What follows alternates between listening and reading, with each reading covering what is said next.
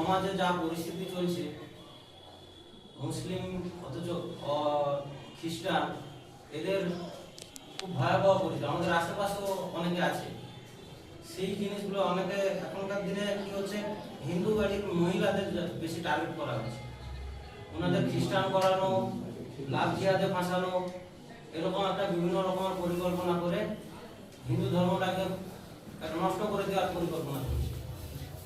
আজকাল এই পুরো পৃথিবীতে 18টা মুসলিম কান্ট্রি আছে, খ্রিস্টান কান্ট্রি আছে, কিন্তু অথচ আমাদের হিন্দুদের একটাও কোনো দেশ নেই।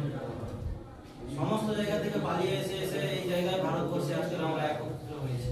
এখনো যদি আমরা রাজনীতি নিয়ে পড়ে থাকি, নিজেদের না পরিবর্তন করে নিজেদের ধর্মের কোনো ব্রাহ্মণ বৈষ্ণব কোনো জাত আমাদের মধ্যে নেই, একটাই জাত হিন্দু সনাতন, আর ধর্ম একটাই সনাতন।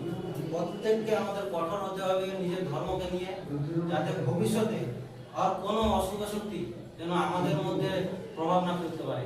মানুষের মধ্যে বিভেদ, বাচ্চাদের কালচার পরিবেশ, আমাদের সনাতনী হিন্দুদের ভারতের যে কালচার আমরা সবাই ছোটবেলা থেকে পড়েছি, সোনেরি চিড়িয়া মানে সোনার পাখি, সেটাও আমাদের হারিয়ে গেছে আজকের থেকে আমরা সবাই সংকল্প নিলাম। এতদিন আমাদের খুব একটা ভালো পরিস্থিতি ছিল না, আজ বলারও সময় হয়েছে, নিজেদের ক্ষমতা দেখানোরও সময় হয়েছে। তাই নিজেদের ধর্মের জন্য, সনাতনকে রক্ষা করার জন্য সবাইকে প্রয়োজনে হাতে অস্ত্রও তুলতে হবে, নিজেকে ট্রেনিংও নিতে হবে আত্মরক্ষার জন্য, এবং আরো মানুষকে যাতে আমরা আমাদের মতন করে তৈরি করে নিতে পারি। আমাদের ডিসিপ্লিন, মানুষের প্রতি ভাবনা, এগুলো সব দিতে হবে।